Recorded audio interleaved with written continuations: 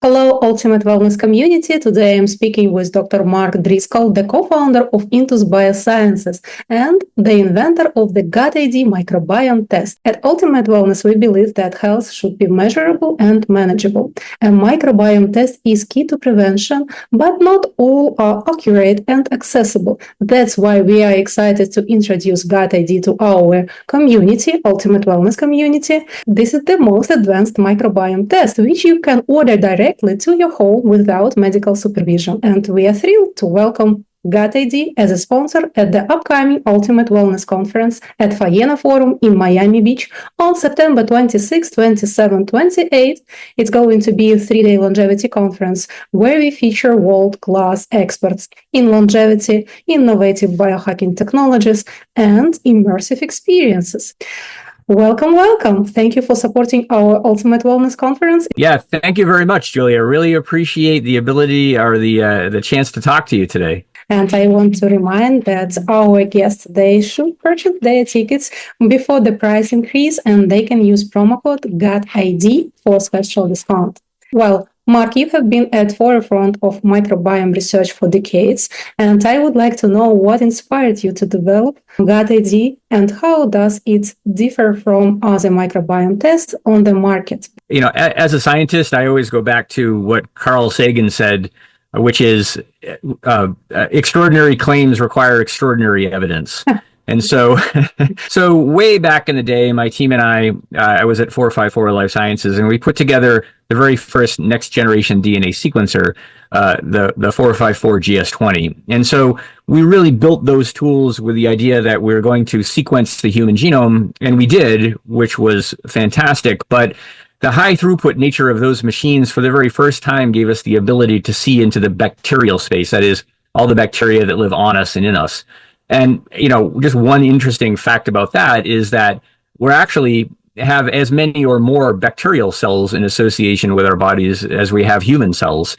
And the amount of genetics going on in those bacteria can be 100 times what's going on in the human genome, right? So there's only around 20,000 genes in humans, but there's about 2 million genes working in these bacteria for you. So really, for the first time, we got the ability to see what those bacteria are up to. And that seems like it's going to be important because there's so many of them.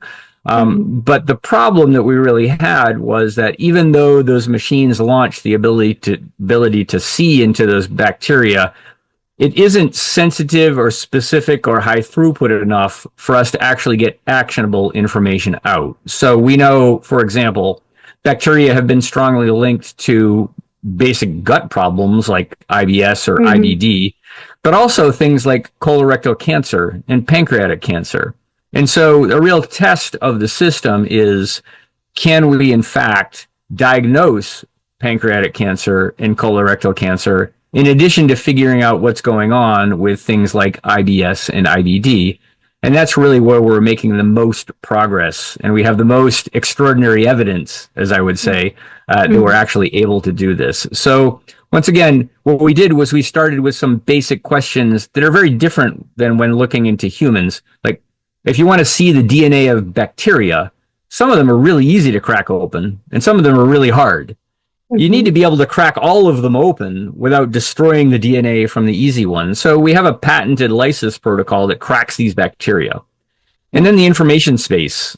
So we have a patent around the information space we use to figure out which bacteria are there.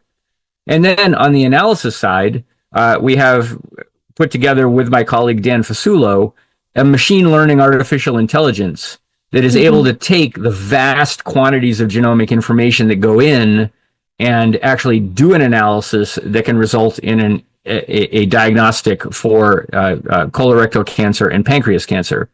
And just by way of other extraordinary evidence, right? So I have 2 presentations at Digestive Disease Week coming up this year where we're looking at the cancer utility of this particular assay. So our ability to see the entire microbiome is useful for an overall gut health test, which is what we're talking about here.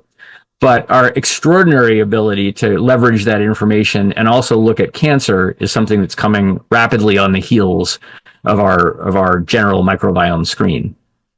Yeah, it sounds like a very advanced technology which can help us to prevent cancer